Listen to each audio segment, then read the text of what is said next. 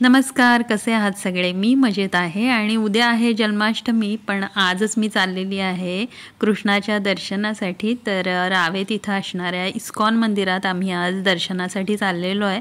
तर घरातील फ्रेश अशी गुलाबाची फुलं काढून घेतली आहेत झाडाची, सोबतच मंजुळा आणि तुळशीची पानं देखील घेतलेली आहेत कृष्णाला वाहण्यासाठी.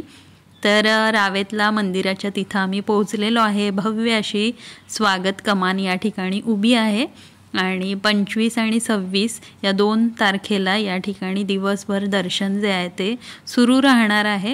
तर या ठिकाणी एंट्रीला अशा पद्धतीनं हा सभा मंडप जो आहे तो त्यांनी बांधला होता.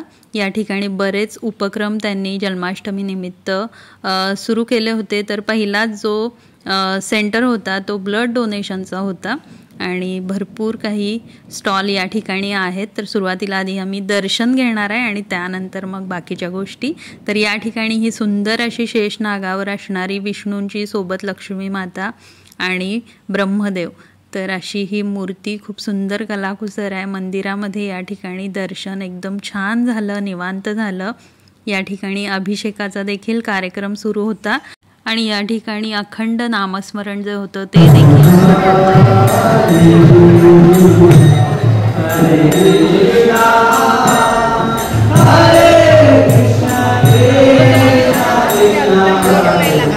दर्शन झाल्यानंतर या ठिकाणी भक्तांसाठी महाप्रसाद देखील ते वाटत होते. तर 2 प्रकारचे स्वीट आणि चिवडा या ठिकाणी प्रसादामध्ये होता. तर आता आम्ही स्टॉल बघण्यासाठी बाहेर आलेलो आहे.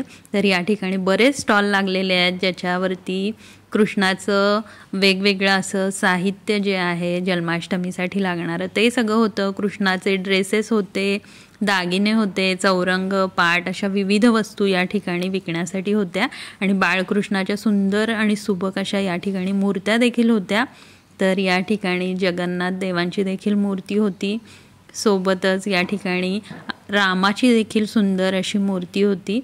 तर आणि या बाळकृष्णांच्या या मूर्त्या किती सुंदर आहेत बघा तुम्ही.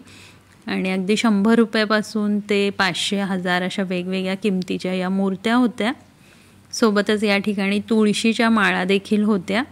तर जपाची माळ, तुळशीची माळ आणि माळेची पिशवी जी असते जपाच्या माळेची ती देखील होती. तर खूप साऱ्या वस्तू या ठिकाणी खरेदी करण्यासाठी होत्या. सोबतच खाण्यापिण्याचे स्टॉल देखील या ठिकाणी लागले होते. छोले भटुरे, वडापाव, चायनीज, पुन्हा डोसे, बरेच पदार्थ होते. आणि या ठिकाणी जी मिठाई आहे ती होती, रेडीमेड चकली होती, फरसाण होता, वेगवेगळी मिठाई होती, परत पेढे होते. सोबतच या ठिकाणी साजूक तूप मिळत होतं, पुन्हा बटर मिळत होतं. अशा पद्धतीनं या ठिकाणी बरीच खरेदी करता येत होती. अगदी जत्रेचं स्वरूप आलं होतं या ठिकाणी. बाहेरच्या बाजूला असं दगडी कलाकुसर असणारं सामान देखील विकण्यासाठी आलं होतं. तोरणं आली होती. बऱ्याच गोष्टी या ठिकाणी आपल्याला खरेदी करता येणार आहेत जर का आपण आज उद्यामध्ये गेलो तर. तर अशा पद्धतीनं खूप छान दर्शन झालं आणि आज गेल्यामुळं गर्दी देखील कमी होती. उद्या आता भरपूर गर्दी असेल आणि मला गर्दीच्या ठिकाणी जाऊन देवाचं दर्शन घ्यायला आवडत नाही. उद्या मी निवांत माझ्या घरच्या बाळकृष्णाला वेळ देईन आणि त्याची सारसंगीत पूजा करेन. तर आजचा हा व्हिडिओ तुम्हाला कसा वाटला नक्की कळवा. आपण भेटू नवीन व्हिडिओसोबत.